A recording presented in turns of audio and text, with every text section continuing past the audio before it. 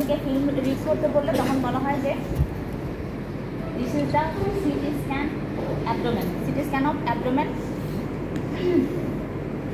City scan আমরা কি বলি? ডেন্স বলি না ইন্টেন্স বলি? Dense with some hypodense and hyperdense shadow, এটা বলবা সোজাসুজি। এখানে T4 লেভেল বলার কোনো দরকার নাই, L2 লেভেল বলার কোনো দরকার নাই, কারণ এটা অনেকগুলো লেভেলে করা হয়েছে। দেখো সবগুলা একদম আমি থোরাসিক লেভেল থেকে শুরু করে আমার একদম কি পর্যন্ত পিপিক সিম্পাসিস পর্যন্ত এখানে করা আছে। তো আমি কোনো লেভেল বলবো না, জাস্ট বলবো সিটি স্ক্যান অ্যাবডোমেন, সুন্দর করে বলবো। তখন ম্যাডাম জিজ্ঞাসা করতে যে সিটি স্ক্যানের ফুল ফর্ম কি? Computer tomography. ভেরি গুড, যারা পারবে না তারা এখন আরেকবার শুনে নাও। সিটি স্ক্যান কম্পিউটার টোমোগ্রাফি বলা হয়। তারপরে এখান থেকে বলা হবে যে দুইটা স্ট্রাকচার আমাকে দেখাও। সিটি স্ক্যান থেকে বলবে যে তুমি আমাকে যে কোনো দুইটা স্ট্রাকচার দেখাও L2 লেভেলে, ঠিক আছে? কারণ তোমার কোশ্চেনে আছে L2 লেভেল, তো বলা হবে যে L2 লেভেলে দুইটা স্ট্রাকচার দেখাও। যদি বলা হয় যে এই L2 লেভেলে দুইটা স্ট্রাকচার, L2 লেভেলে দুইটা স্ট্রাকচার দেখাতে পারবা? Right and left kidney. Right and left kidney এটা দুইটা স্ট্রাকচার, এটা একটা স্ট্রাকচার বলবা right and left kidney. Right and left kidney দুইটা, ঠিক আছে? এটা রাইট, এটা লেফট, দুইটা কিডনি। এখন এটা ছাড়া আরেকটা স্ট্রাকচার কি দেখাবা? স্প্লিন। না ওই যে কি এখানে ওটা স্প্লিন দেখা যাচ্ছে? ইয়া বলবো স্যার যে অ্যাবডোমিনাল কয়েলস অফ ইন্টেস্টাইন, এগুলো কি কয়েলস অফ ইন্টেস্টাইন? মানে ইন্টেস্টাইনের যে গ্রুপগুলো সেটা কয়েলস অফ ইন্টেস্টাইন। তাহলে দুইটা গেল স্ট্রাকচার।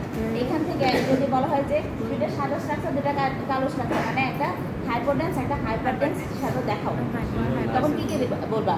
কোনটা কি কি বলবা? দেখো কি কি দেখা যাচ্ছে, একটা ভার্টিব্রা আর একটা অ্যাওর্টা, আবার পিছনে ভার্টিক্যাল স্পাইন, আর এগুলো কি রিবস। এগুলো হচ্ছে কি শ্যাডো? হাইপোডেন্স না হাইপারডেন্স? হাইপারডেন্স। Thank you. আর হাইপোডেন্স শ্যাডো কোনটা? এই যে কি তাহলে কি রাইট অ্যান্ড লেফট কিডনি, তারপরে এখানে কয়েলস অফ ইন্টেস্টাইন, তারপরে এদিকে যদি আসি তাহলে হচ্ছে এখান থেকে কিডনির পরে এই যে এখানে একটু করে স্প্লিন আসছে, তারপরে এর উপর দিকে গেলে এই যে স্প্লিন লিভারও তো দেখা যায়, ওই যে লিভার যাচ্ছি তো বাবা। এই যে স্প্লিন গেল, এই পর্যন্ত গেল স্প্লিন, তারপরে এখানে চলে আসলো লিভার, এই যে লিভার, ঠিক আছে? আর এই যে সাদা, এগুলো আবার কি? হার্টের শ্যাডো। এই যে যেখানে সাদাগুলো হার্টের শ্যাডো আসছে, হার্ট চলে গেছে লিভার, তারপরে এই যেখানে অ্যাওর্টা, এটা হচ্ছে তোমার ভার্টিব্রা। তাহলে দুইটা স্ট্রাকচার বলতে পারবা। তারপরে তোমাদের ইয়েতে কার্ডে কোশ্চেন আছে যে সিটি স্ক্যান করা হয় কোন কন্ডিশনে, একটা ক্লিনিক্যাল ইমপ্লিকেশন বলো। ক্লিনিক্যাল ইমপ্লিকেশন বলো, এটা জাস্ট তুমি বলবা যে যে কোনো সফট টিস্যু বা হার্ড টিস্যু বা কোনো ডিজিজকে আমি যদি মানে পুঙ্খানুপুঙ্খভাবে, বাংলা বলা দরকার নেই, যে কোনো ডিজিজকে যদি আমি ভালোভাবে দেখতে চাই, এক্সরে চেয়ে সিটি স্ক্যান ভালো, তখন আমি সিটি স্ক্যান করবো। যে কোনো সফট টিস্যু ভালোভাবে অ্যানালাইসিস করতে চাইলে, অ্যানালাইসিস দ্য সফট টিস্যু। ওকে, শেষ। এটা হচ্ছে একটা ক্লিনিক্যাল ইমপ্লিকেশন। তাহলে একটা ডিজিজের নাম বলো, একটা ক্লিনিক্যাল ইমপ্লিকেশন, যে কোনো একটা ডিজিজের নাম বলো যে অ্যাবডোমেনের যে কোনো অর্গানের যদি কোনো কার্সিনোমা হয়, যে কোনো অর্গানের কার্সিনোমা হলে সেটা আইডেন্টিফাই করার জন্য আমরা সিটি স্ক্যান করি। ওকে, ক্লিনিক্যাল ইমপ্লিকেশন, এখান থেকে তুমি যে কোনো একটা কোশ্চেন করবা, মানে যে কোনো একটা কোশ্চেন জিজ্ঞাসা করবে ক্লিনিক্যাল ইমপ্লিকেশন ঠিক কোথায় এই জিনিসটা করা হয়, সিটি স্ক্যান করা হয়, তাহলে কোথায় করা হয়?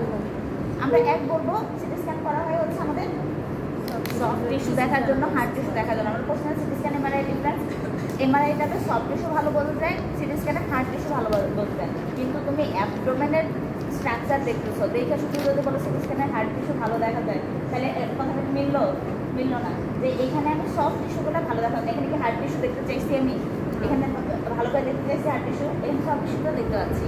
তাহলে এখানে কি বলবো যে অ্যাবডোমেনের কোনো ডিজিজ যেমন কার্সিনোমা, ঠিক এভাবে বলবো, অ্যাবডোমেনের কোনো ডিজিজ যেমন কার্সিনোমা হলে আমি সিটি স্ক্যান করবো, সিটি স্ক্যান অ্যাবডোমেন করবো। ওকে, এটা থেকে আমি কার্সিনোমা ভালো ডিটেক্ট করতে পারবো। ক্লিনিক্যাল ইমপ্লিকেশন এই একটাই। আর এখান থেকে কোশ্চেন করলে সর্বোচ্চ যখন হচ্ছে তোমরা এই যে এটা ভার্টিব্রা বলো, ভার্টিব্রা বলার পরে এই যে এইটা রিডস না করলে যখন জিজ্ঞাসা করা এটা কি রিডস বলতে পারে না, তখন বলো যে এটা কি বলো তো, এই যে বড় বড় এটা কি পেলভিক বোন, এটা কি পেলভিক বোন, হিপ বোনের ই চলে আসছে, দেখছো হিপ বোন দেখা গেছে, এই যে এটা শুধু আবার বিমানের মাথা চলে আসছে, বুঝছো? আর এটাতে বিমান চলে আসছে, দেখা গেছে? এটাতে বিমান আসতে শুরু করছে।